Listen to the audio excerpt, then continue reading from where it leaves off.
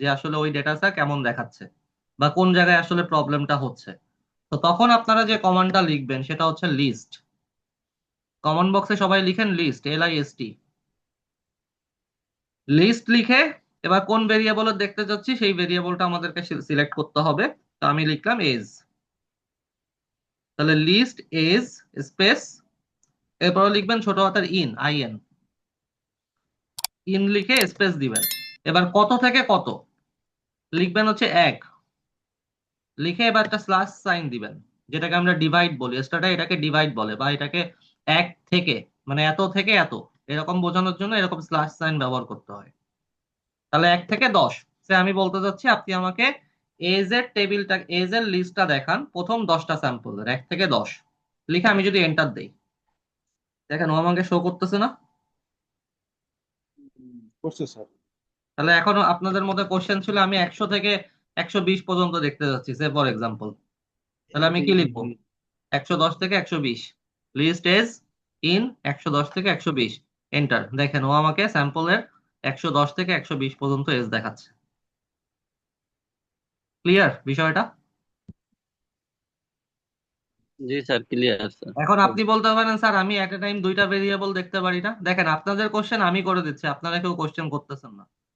যে আমি এখন দেখতে যাচ্ছি যে আমি দুইটা ভেরিয়েবলকে পাশাপাশি দেখতে যাচ্ছি। আমি দেখতে যাচ্ছি এজ এবং ম্যারিড। দেখতে যাচ্ছি যে কোন বয়সে সিঙ্গেল বা ম্যারিড এর ডিস্ট্রিবিউশন কেমন। তা আমি দেখতে যাচ্ছি লিস্ট এজ ম্যারিড ইন 1 থেকে 10, মানে প্রথম 10টা স্যাম্পলের এজ এর ভ্যালুর সাথে ম্যারিটাল ভ্যালু কেমন আসছিল সেটা আমি দেখতে যাচ্ছি। তাহলে আমি ইন্টার দিলাম। দেখেন প্রথম ব্যক্তির বয়স ছিল 37 বছর, সে হচ্ছে সিঙ্গেল। 5 নাম্বার ব্যক্তির বয়স ছিল হচ্ছে 42, সে হচ্ছে ম্যারিড। 10 নাম্বার ব্যক্তির বয়স ছিল 40, সে হচ্ছে ম্যারিড। তো আপনি এরকম ভাবে আপনার ডেটা সেটের যে কয়টা ভ্যারিয়েবল আপনার সাথে নেওয়ার দরকার সেরকম আপনি নিয়ে আপনি হচ্ছে এখান থেকে স্যাম্পল স্যাম্পল গুলা দেখতে পারবেন। তার জন্য আপনাদেরকে লিস্ট কমান্ডটাকে ব্যবহার করতে হবে। সবাই কি ক্লিয়ার বিষয়টা?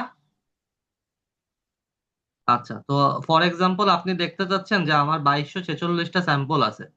এখন 1403 নাম্বার যে স্যাম্পলটা, তার এজ কত? আপনার কোশ্চেনটা কি এরকম? হ্যাঁ, অনেকটা এরকমই স্যার, অনেকটা এরকমই। তো আপনি তার জন্য কমান্ড দিবেন হচ্ছে ডিসপ্লে। ঠিক আছে? হুম। তো ডিসপ্লে কমান্ড দিয়ে মানে আমাকে দেখাতে বলতেছি, ডিসপ্লে কমান্ড দিয়ে লিখলেন হচ্ছে এজ, দিয়ে থার্ড ব্র্যাকেট ওপেন করলেন একসাথেই, দিয়ে আপনি লিখলেন ফর এক্সাম্পল 1403, দিয়ে থার্ড ব্র্যাকেট ক্লোজ করলেন। কোডটা কি বুঝতে পারছেন কি কোড দিলাম? হ্যাঁ, বুঝতে পারছি। ডিসপ্লে মানে আমি আচ্ছা কি দেখাইতে বলতেছি এই দেখেন 3 নম্বরের রেস্ট আমি দেখতে চাচ্ছি, রাইট? ডিসপ্লের 1403 নাম্বার স্যাম্পলের এজ হচ্ছে 43, পাইছেন?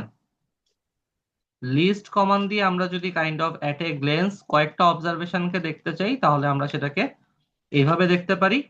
আর কোনো একটা যদি পার্টিকুলার একটা সেলের অবজারভেশনকে আমরা দেখতে চাই তাহলে আমরা এটাকে ডিসপ্লে কমান্ড দিয়ে দেখতে পারি। এটা এইটুক তো সবার আসছে নাকি? জি স্যার, এইটুকু আছে। আচ্ছা, তাহলে এখন আমরা কিছু সেল সিলেক্ট করব, সেই সেলগুলোর ভ্যালু আমি দেখতে চাচ্ছি। তাহলে দেখেন আপনাদের যে কমান্ডটা দিতে হবে সেটা হচ্ছে লিস্ট, যে ভেরিয়েবলটা আপনারা নিতে যাচ্ছেন সেটা।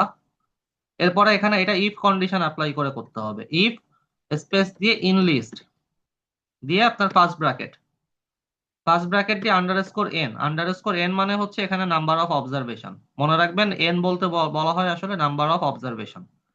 এখন আপনি কোন কোন রো এর আসলে ভ্যালু আপনি দেখতে যাচ্ছেন। তো আপনাদের প্রশ্ন ছিল আমি 1403 নাম্বারটা দেখতে যাচ্ছি, আমি 1645টা দেখতে যাচ্ছি, আমি 1500টা দেখতে যাচ্ছি, দিয়ে আমি কমা দিলাম।